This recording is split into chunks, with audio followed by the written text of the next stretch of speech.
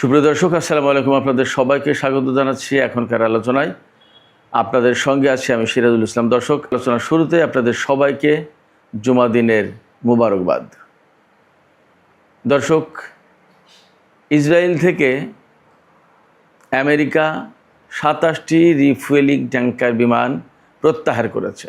প্রশ্ন হচ্ছে, কেন এই রিফুয়েলিং ট্যাঙ্কার বিমান প্রত্যাহার করা হচ্ছে? এর ভেতর দিয়ে কি ইসরায়েল এবং আমেরিকা তথা নেতানিয়াহু এবং ট্রাম্পের মধ্যকার দূরত্ব বা ফাটল ক্রমেই অনেক বড় হয়ে উঠছে, স্পষ্ট হয়ে উঠছে? এটাই কি পরিষ্কার হয়, নাকি এর পেছনে আরও অন্য কোনো কারণ আছে? এপাশে শোনা যাচ্ছে ইসরায়েলের আসন্ন নির্বাচনে ট্রাম্প প্রশাসন নেতানিয়াহুর পক্ষ ত্যাগ করতে পারে। তাহলে কাকে সমর্থন দেবে এবং তারা মধ্যপ্রাচ্যে কী ধরনের ভূমিকা রাখবে?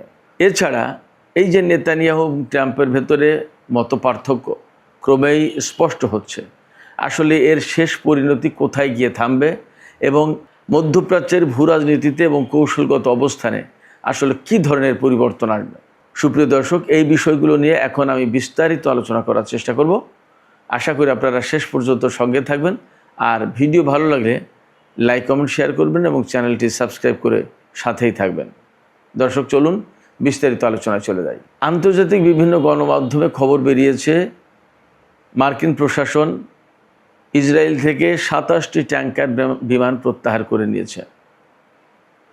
এই যে 27টি বিমান, ট্যাঙ্কার বিমান, যেগুলো যুদ্ধের সময় ব্যবহার করা হয়েছে ইরানের বিরুদ্ধে, যে সমস্ত যুদ্ধ বিমান ইরানের বিরুদ্ধে হামলা চালাতে গেছে তাদেরকে জ্বালানি সরবরাহ করার জন্য এই সমস্ত ট্যাঙ্কার বিমান ছিল, তাদেরকে ফিরিয়ে নিয়ে যাওয়া হচ্ছে। তার মানে কি, ডোনাল্ড ট্রাম্প তাহলে মধ্যপ্রাচ্যের এই যুদ্ধ, ইরানের সাথে যে যুদ্ধ চলছিল, তার আপাতত মোটামুটি অবসান ঘটাতে চান। ব্যাপারটা তো তাই মনে হয়, কিন্তু নেতানিয়াহু তো তা চাইছেন না। নেতানিয়াহু এখনও চাইছেন যে ইরানের বিরুদ্ধে যুদ্ধ করতে হবে, লেবাননের হিজবুল্লাহকে ধ্বংস করে দিতে হবে। শুধু তাই না, ইয়েমেনের হুতিদেরকে ধ্বংস করার জন্য সোমালিল্যান্ডে সেনা মোতায়েন করেছে। তাহলে আসলে কি হতে যাচ্ছে? নেতানিয়াহু একটা চাইছেন আর ডোনাল্ড ট্রাম্প বিমান প্রত্যাহার করছেন। তাহলে ডোনাল্ড ট্রাম্প নেতানিয়াহুর কথা কি শুনছেন না? নেতানিয়াহুর কথা যদি তিনি না শোনেন, তাহলে ট্রাম্পের পরিণতি বা কী হবে সেটাও তো ভাববার বিষয়। কেন কথা বলছি? কথা বলছি এই কারণে যে ইসরায়েল এবং ইসরায়েলি লবি আমেরিকার প্রেসিডেন্ট কে হবে, কে থাকবে, এগুলো সব নির্ধারণ করে। তাহলে কি ইসরায়েল, নেতানিয়াহু, ইসরায়েলি লবি সবই কি দুর্বল হয়ে গেল ডোনাল্ড ট্রাম্পের কাছে? এপাশে নিউ ইয়র্কের মেয়র মামদানি, তার সমর্থিত ডেমোক্র্যাট প্রার্থীরাই কিন্তু পাশ করেছেন প্রাইমারিতে। তার মানে তারা সামনের নির্বাচনে প্রতিদ্বন্দ্বিতা করবে। যে মিড টার্ম নির্বাচন আসছে, মিড টার্ম ইলেকশন, এই মিড টার্ম ইলেকশনে ডেমোক্র্যাট দল থেকে প্রতিদ্বন্দ্বিতা করবে রিপাবলিকানদের এগেনস্টে। তার আগে প্রাইমারি হতে হয়, অর্থাৎ দলের ভিতরে কোন প্রার্থিতা পাবে সেটা নির্বাচনের মাধ্যমে ঠিক হয়। এই জায়গায় ডেমোক্র্যাট দলের যারা এই প্রার্থিতা পেয়েছে, তার মানে সামনের নির্বাচনে প্রতিদ্বন্দ্বিতা করবেন, তারা সবাই নিউ ইয়র্কের মামদানি সমর্থিত। আর মামদানি হচ্ছে ইসরায়েল বিরোধী, ইহুদিবাদ বিরোধী। তাহলে আমেরিকার রাজনীতিতেও কি বড় রকমের পরিবর্তন আসছে? আমরা তো এর আগের থেকেই শুনছি যে আমেরিকার প্রায় 60% মানুষ ইসরায়েল বিরোধী, ইহুদি বিরোধী। তাহলে আমেরিকার রাজনীতিতে কি ধীরে ধীরে ধীরে ধীরে ইসরায়েলি লবি, ইসরায়েলি শক্তি, ইসরায়েলি প্রভাব এগুলো দুর্বল হচ্ছে, খর্ব হচ্ছে? আমরা এ সমস্ত বিষয় নিয়ে চলুন আরও বিস্তারিত কথা বলি। আমরা প্রথমে চলুন আলোচনা করি নেতানিয়াহু এবং ট্রাম্পের মতবিরোধটা কোথায় কোথায়, অর্থাৎ কোথায় কোথায় দুইজন দুই রকমের দৃষ্টিভঙ্গি পোষণ করেন। আমরা একেবারে আদ্যপান্ত আলোচনার চেষ্টা করি। যদি শুরু থেকেই বলি যে ট্রাম্প এবং নেতানিয়াহুর দূরত্ব কেন, তাহলে বলা যাবে ট্রাম্প চাইছেন যেগুলো, সেটা হচ্ছে এই ইরান যুদ্ধ দ্রুত শেষ করতে হবে, ইরানের পরমাণু সক্ষমতা সীমিত করতে হবে, একেবারে ধ্বংস করে দিতে হবে। আবার কোনো কথা নেই, ট্রাম্প কিন্তু কয়েকদিন আগে বলেছেন যে আরও 10টা দেশে যদি পরমাণু এনরিচ করার অর্থাৎ ইউরেনিয়াম এনরিচ করার অধিকার থাকে তো ইরান কেন পারবে না। তিনি আরও বলেছেন যে সবার যদি ক্ষেপণাস্ত্র শক্তি থাকতে পারে তো ইরানের থাকবে না কেন। তার মানে যে কথা এতদিন ইরান বলছিল সেই কথা ডোনাল্ড ট্রাম্প সাপোর্ট করছেন, সেই কথা ডোনাল্ড ট্রাম্প বলছেন। কার মোকাবেলায়? ইসরায়েলের মোকাবেলায়, নেতানিয়াহুর মোকাবেলায়। ইরানের সাথে কূটনৈতিক সমঝোতার পথ খোলা রাখার পক্ষে হলো ডোনাল্ড ট্রাম্প।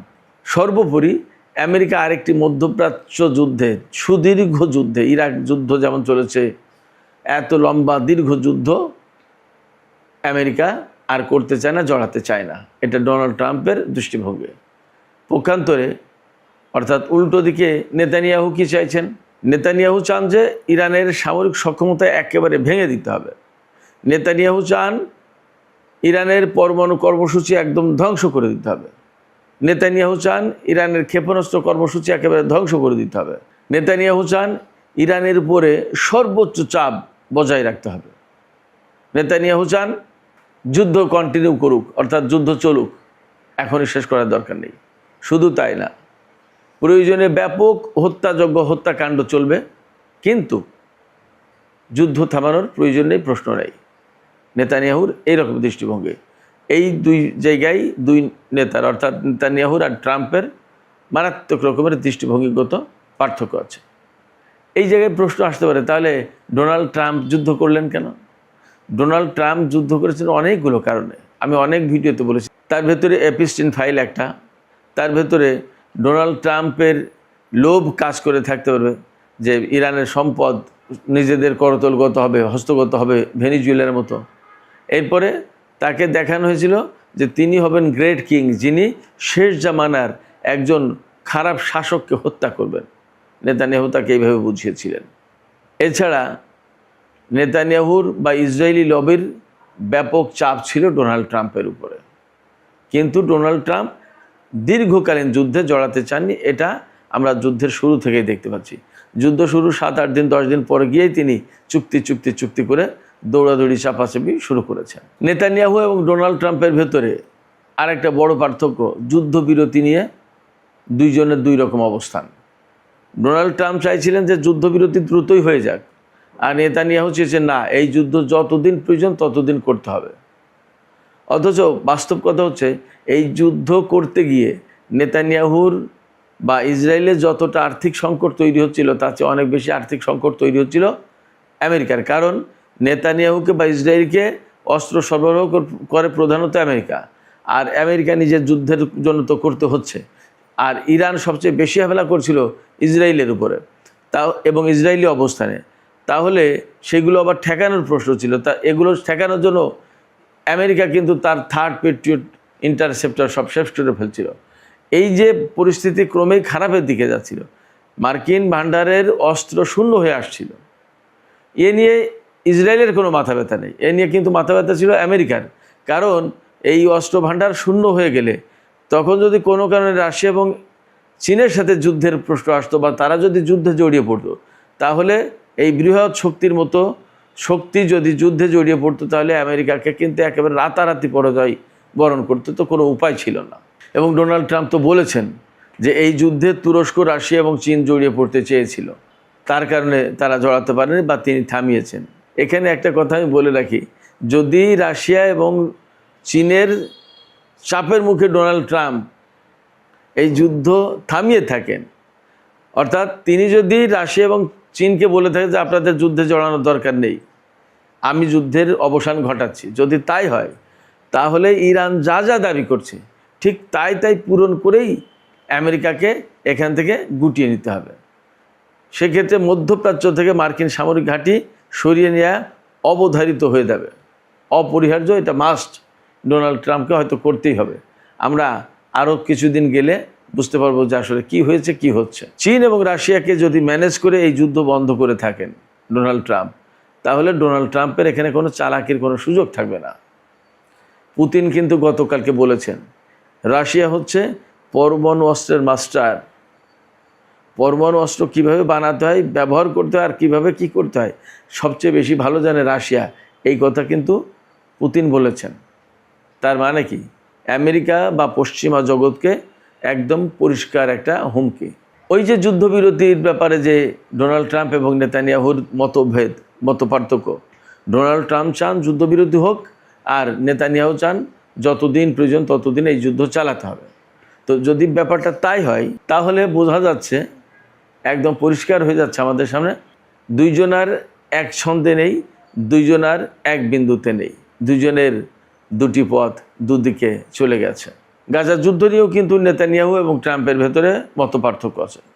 ট্রাম্প চান গাজার রাজনৈতিক সমাধান হোক, আর নেতানিয়াহু চান সামরিকভাবে একেবারে দমন করে চিরদিনের জন্য মাটির সাথে মিশিয়ে দিতে হবে গাজার যে সমস্ত প্রতিরোধকামী সংগঠন আছে, শক্তি আছে তাদেরকে, তারা যাতে আর কোনোদিন মাথা উঁচু করে দাঁড়াতে না পারে। আরব দেশগুলোর সাথেও স্বাভাবিক সম্পর্ক চান ডোনাল্ড ট্রাম্প, কিন্তু নেতানিয়াহুর এখানে শর্ত সাপেক্ষে আরব দেশগুলোর সাথে সম্পর্ক চান। ডোনাল্ড ট্রাম্পের সবচেয়ে বড় স্বপ্ন সৌদি আরবের সাথে ইসরায়েলের সম্পর্ক প্রতিষ্ঠা করে দেয়া।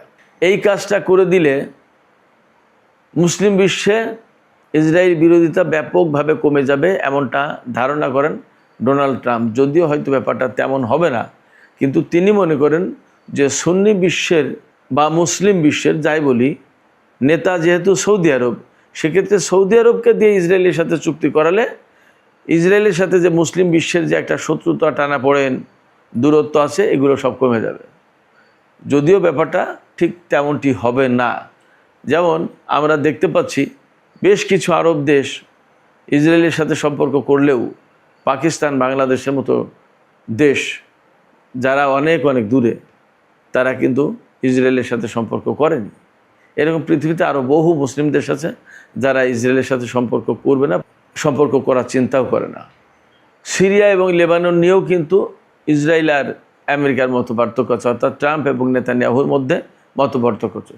ট্রাম্প চান যে লেবানন, সিরিয়া এর প্রত্যেকটা জায়গায় একটা স্থিতিশীলতা আসুক, রাজনৈতিক সমাধান হোক, কাউকে একেবারে নির্মূল করে দিয়ে না, মোটামুটি তারা থাকুক, একটা স্বাভাবিক সম্পর্ক আসুক। অর্থাৎ ডোনাল্ড ট্রাম্প কার্যত যা চাইছেন তা হচ্ছে যে এত বেশি যুদ্ধ না করে মানুষের সাথে কিভাবে সম্পর্ক করা যায়। কিন্তু নেতানিয়াহুর বক্তব্য হচ্ছে, তার একমাত্র কথা হচ্ছে লেবাননের হিজবুল্লাহ, হামাস, হুতি, অর্থাৎ এইরকম যত যা কিছু আছে, সিরিয়ার যে সমস্ত প্রতিরোধকামী সংগঠন, ইরাকে যে সমস্ত প্রতিরোধকামী সংগঠন, এর প্রত্যেককে নির্মূল করে দিতে হবে, কেউ যাতে মাথা উঁচু করতে না পারে। নেতানিয়াহুর দৃষ্টিভঙ্গি হচ্ছে এর প্রত্যেককে একেবারে চিরজীবনের মতো মিসমার করে দিতে হবে, ওরা যাতে আর মাথা উঁচু করে না দাঁড়াতে পারে। ডোনাল্ড ট্রাম্প ঠিক এই দৃষ্টিভঙ্গি পোষণ করেন না। যদিও রিপাবলিকান দলে অনেক যুদ্ধবাজ লোক আছে, যেমন টেড ক্রুজ, তারপরে লিন্ডসে গ্রাহাম, এইরকম অনেক নেতা আছে রিপাবলিকান দলে যারা যুদ্ধবাজ। ট্রাম্পের রাজনৈতিক হিসাব কিতাব হচ্ছে তার দেশের অর্থনীতি ভালো হবে, জ্বালানি বাজার স্থিতিশীল থাকবে, চীনের মোকাবেলায় ঠান্ডা মাথায় তিনি বাণিজ্য যুদ্ধ পরিচালনা করবেন, ইউক্রেনে শান্তি প্রতিষ্ঠা করবেন। এগুলো হচ্ছে তার রাজনৈতিক হিসাব নিকাশ। কিন্তু নেতানিয়াহুর জন্য রাজনৈতিক হিসাব নিকাশ সেটা হচ্ছে তার সামনে নিরাপত্তা ইস্যু প্রধান। অর্থাৎ ইসরায়েলকে কতটা বেশি নিরাপদ করতে পারলো সেটা হচ্ছে প্রশ্ন। ইসরায়েলকে নিরাপদ করতে গেলে কি করতে হবে? যত প্রতিরোধকামী সংগঠন আছে তাদের সবগুলোকে ধ্বংস করে দিতে হবে। ইরানের মতো শক্তিকে এমন অবস্থায় নিতে হবে যেখানে মাথায় উঁচু করতে পারবে না। প্রয়োজনে তাদের শাসক পরিবর্তন করে ফেলতে হবে, সরকার পরিবর্তন করে ফেলতে হবে, এবং সেই লক্ষ্যেই তো শুরু করেছিল। তার মানে ডোনাল্ড ট্রাম্প রাজনৈতিক এবং কূটনৈতিক দিক দিয়ে হাঁটতে চান, নেতানিয়াহু সেই দিকে যেতে দিতে চান না, পেছন থেকে টেনে ধরে। এই সমস্ত কারণে নেতানিয়াহুর সাথে ট্রাম্পের ব্যক্তিগত সম্পর্ক কিন্তু বেশ অবনতি হয়েছে, খারাপ হয়েছে। যেমন 2017 সালে যখন ডোনাল্ড ট্রাম্প ক্ষমতায় আসেন, 2020 সাল পর্যন্ত একেবারে বিরাট সম্পর্ক ছিল। এবার ক্ষমতায় এসেও কিন্তু সেই সম্পর্কের ধারাবাহিকতা বজায় ছিল, এবং সেই সম্পর্কের কারণে বা চাপের কারণে বা কৌশলের কারণে নেতানিয়াহুর, ডোনাল্ড ট্রাম্প ইরানের বিরুদ্ধে যুদ্ধ করতে গিয়েছিল। কিন্তু যুদ্ধ করতে গিয়ে দেখে, আমি প্রায় মাঝে মাঝে বলি, টম অ্যান্ড জেরি একটা কার্টুন আছে, সেই কার্টুনের একটা সিরিজে আছে যে টম একটা শক্ত হাড়ের উপরে কামড় দিয়ে তার দাঁতগুলো সব একদম ঝরঝর করে ভেঙে গেল। ডোনাল্ড ট্রাম্প ইরানের বিরুদ্ধে যুদ্ধ করতে এসে এই রকম শক্ত হাড়ে কামড় দিয়ে নিজের দাঁত ভাঙার মতো অবস্থা হয়েছে, যার কারণে তিনি খুব দ্রুতই অল্প সময়ের ভিতরে বুঝতে পেরেছেন যে পরিস্থিতি কিন্তু খারাপ। কেন বুঝতে পেরেছিলেন? ইরানের প্রতিরোধটা এত বেশি জোরালো এবং কঠোর ছিল যে তাদের সর্বোচ্চ নেতা থেকে শুরু করে সেনা কমান্ডার, আইআরজিসি প্রধান, এরকম গুরুত্বপূর্ণ বড় বড় নেতা মারা যাওয়ার পরেও মুহূর্তের ভিতরে কিন্তু ইরান ঘুরে দাঁড়িয়েছে এবং আমেরিকার ঘাঁটিগুলো তছনছ করে দিতে থাকলো একেবারে শুরুতেই। আর দ্বিতীয় দিনে তো অর্থাৎ 1 মার্চ তো ক্যাম্প গুয়েরিং, কুয়েতের যে বিমান ঘাঁটি, সেখানে ভয়াবহ হামলা চালালো। তারপরে কি করলো? ইসরায়েল অর্থাৎ যেখানে যেখানে আছে সেখানে সেখানে হামলা চালাতে থাকলো। দিয়েগো গার্সিয়া দ্বীপের দিকে ক্ষেপণাস্ত্র ছুড়ল, সাইপ্রাসে ক্ষেপণাস্ত্র ছুড়ল ইরান, এবং মধ্যপ্রাচ্যের কোনো জায়গায় আমেরিকার জন্য আর নিরাপদ থাকলো না। পরে ইউরোপের, বিশেষ করে ইতালি এবং রোমানিয়ার কিছু বিমান ঘাঁটি ব্যবহার করে আমেরিকা বিমান হামলা চালিয়েছে। ইরানের এই যে ভয়াবহ প্রতিরোধ এবং মার্কিন ৫ম নৌবহরের ঘাঁটি ধ্বংস করে দিল, কাতারে তাদের প্রধান ঘাঁটি ধ্বংস করে দিল, কুয়েত, সংযুক্ত আরব কোনো জায়গায় নিস্তার যাচ্ছে না, এবং সৌদি আরবের প্রিন্স সুলতান এয়ারবেজে হামলা চালিয়ে কীভাবে বিমানগুলো ধ্বংস করে দিল তা তো দেখলাম। ইরানের ভিতরে পাইলট উদ্ধারের নামে ইউরেনিয়াম ছিনিয়ে নেওয়ার চেষ্টার যে অভিযান চালালো, সেই অভিযান চালাতে গিয়ে কী একটা লেজে গোবর অবস্থায় আমেরিকার সেনাবাহিনী, তা তো আমরা দেখলাম। সেখানে নাকি ইসরায়েলের লোকজনও ছিল। তো সমস্ত সব কিছু মিলে যুদ্ধের অল্প কয়েকদিনের ভিতরেই আমেরিকা বা মার্কিন প্রেসিডেন্ট বা মার্কিন প্রশাসন বা মার্কিন ক্ষমতাসীন দল তারা বুঝে গেছে যে ইরানের সাথে পারা যাবে না, সহজ হবে না ব্যাপারটা। যতটা সহজে হিসেব করা হয়েছিল ব্যাপারটা মোটেই তা না। তখন ডোনাল্ড ট্রাম্প যুদ্ধবিরতির দিকে যেতে চেয়েছে, এই যুদ্ধ করতে চায়নি। যখন যুদ্ধ না করছেন ডোনাল্ড ট্রাম্প, তখন কিন্তু নেতানিয়াহু ইসরায়েল একা হয়ে যাচ্ছে। নেতানিয়াহু ইসরায়েলিদের যে কথা বলে যুদ্ধ শুরু করলো যে ইরানের সরকার পরিবর্তন করে দিয়ে আমরা একটা নতুন মধ্যপ্রাচ্য করব যেখানে গ্রেটার ইসরায়েল প্রতিষ্ঠা হবে। সেই জায়গায় আমেরিকা যুদ্ধের অল্প কয়েকদিনের ভেতরে রণভঙ্গ দিতে চাই। তো তখন ইসরায়েল তো একা হয়ে যায়, তখন তো মারটা একা খাবে, ইরানের সাথে টিকবে ইসরায়েল। এই জায়গা থেকে নেতানিয়াহু এবং ডোনাল্ড ট্রাম্পের ভেতরে মারাত্মক রকমের ফাটল, দূরত্ব তৈরি হয়েছে, এবং সেই দূরত্ব এখন দিন দিন অনেক বেড়ে যাচ্ছে। এর পরিণতিতে কি হতে পারে? এর পরিণতিতে দুইটা বিষয় মেইনলি হবে। সেটা হচ্ছে ইসরায়েলের নির্বাচন অক্টোবরে, আর নভেম্বরে আমেরিকায় নির্বাচন। যুদ্ধের প্রভাব তো মার্কিন নির্বাচনে পড়বেই, তা তো পরিষ্কার জানা যাচ্ছে, সবাই বলছে, এর নতুন কথা না। ইসরায়েলেও সেই যুদ্ধের প্রভাব পড়বে। কারণ হচ্ছে ইসরায়েলের যারা এখন বিরোধী দল তারা বলবে যে নেতানিয়াহু যে কথা বলে যুদ্ধে জড়িয়েছিল সেই কাজ করতে পারেনি, অতএব নেতানিয়াহু ব্যর্থ। এই ব্যর্থতার পয়েন্ট থেকে লোকজনের ভোট টানবে বিরোধী দল, বেনেত নাফতালি, ইয়াইর লাপিদ এরা। এখানে আরেকটা বিষয় আছে, নেতানিয়াহু যেহেতু যুদ্ধের ব্যাপারে অনেক বেশি চাপাচাপি করছে এবং এপিস্টিল ফাইলের মতো বিষয় নিয়ে বারবার ডোনাল্ড ট্রাম্পকে হুমকির ভিতরে রাখেন, ব্ল্যাকমেইল করে।